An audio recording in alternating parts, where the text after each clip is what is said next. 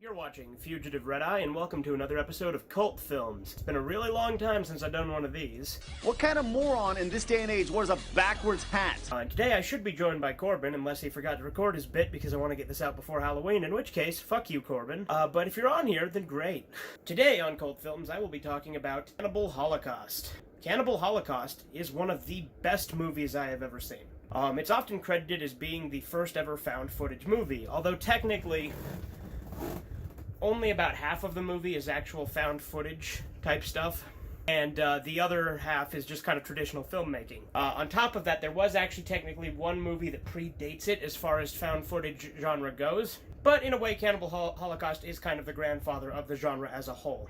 That said, it was further popularized by the Blair Witch Project, which was the first episode of Cult Films. But anyway, Cannibal Holocaust is a movie about a documentary crew that went down to sensationalize a documentary and stage a bunch of stuff with these native tribes in the Amazon. And so doing this, they go and they start doing all this horrible shit to them, trying to get a reaction out of them.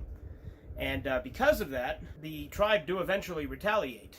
Anyway, it also has this doctor character, or this scientist, or whatever he is, that's going down and trying to he's a professor, I believe, actually, that's going down and trying to find the documentary crew, comes across the tape and watches it, ultimately determining their fate. That said, this movie is known to be one of the most fucked up movies ever made. And admittedly, it can be pretty extreme. Something's really rocking on planet number 3.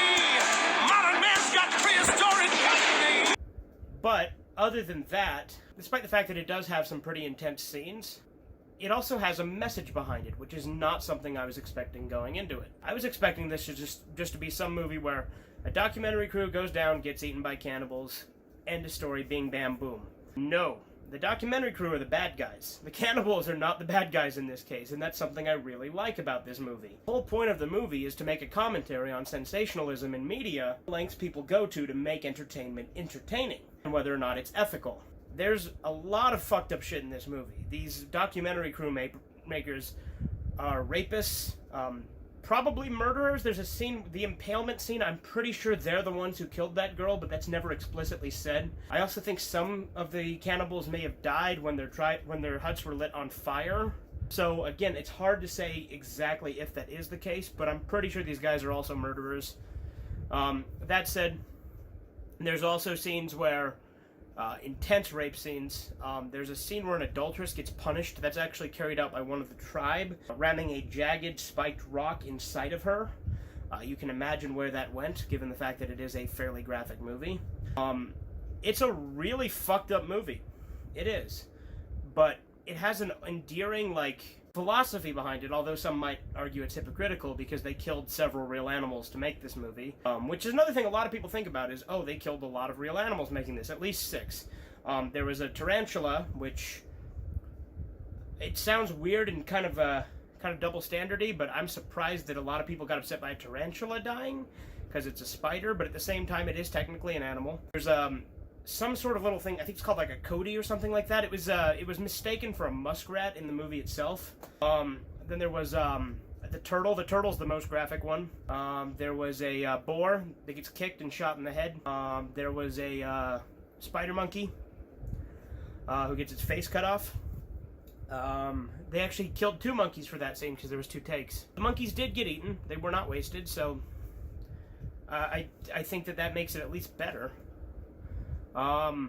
The special effects are really convincing. So convincing, in fact, that the director actually got arrested under snuff allegations, believing that he had actually killed people to produce this film. And he had to have the actors come forth and testify that, hey, yeah, we're alive and that didn't happen. Which just goes to show just how good of a movie it is, because the special effects are that convincing. It also has a very beautiful soundtrack, which, in a way, doesn't fit the movie. It's very, calming and beautiful and serene. I mean, granted, there's kind of a haunting sort of edge to it, which makes it work really well. Surprisingly, it fits the movie really, really well. Cannibal Holocaust.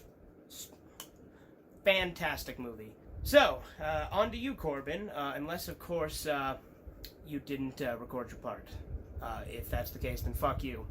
Cannibal Holocaust is easily one of my favorite movies. I like the music, the gore, but something that makes this unique from other cannibal movies is the message behind it. most reviews you see of this movie are of people saying the movie is really disturbing and will mess with your head, and to be careful when you watch it. And I think those people are retarded, because it's not like somebody was actually killed in the making of this movie. The way people react to gory movies is dumb to me. It's all just props, fake blood, and actors and stuff. So, but that's for most films. This movie has a couple of animal deaths, and I can't really blame anyone for being disturbed by those. But I don't want. I think it's dumb when people say that like watching these actors get their fake limbs cut off really disturbed me and it really messed me up. I think that's kind of a wussy thing to say. I also think people who say stuff like that miss the whole message behind the movie. In the movie, it's not the cannibals who are supposed to be the bad guys. It's the people going on the island, the people who get there, kill the animals, rape the women, and even burn down their homes. The main characters kind of deserve what happened to them. The people in this movie just view the cannibals as crazy and bad people, but when you watch the movie, you can see that they are just living their own lives, and it's the main characters who disrupt them and turn them against them. I felt worse for the cannibals in this movie than I do for the main characters who get chopped up and eaten.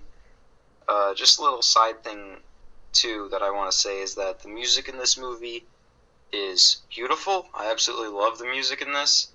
At some moments it really fits, and at others it doesn't, but it's okay when the music doesn't fit, because it makes the scene seem more unnatural to me and more disturbing. But I really recommend this movie to people. I wish I didn't have to say something stupid like, be warned, this movie is disturbing, or anything like that, because in my own opinion, if you were over the age of 13 and gore in movies still freaks you out, that's weird. It's fake. Get over it. Get over it. But yeah, Corbin's actually the one who suggested this to me. So, there you go. But yeah, this has been Fugitive Red Eye. Have a great day. Just to play like that, you play like a soccer, bitch!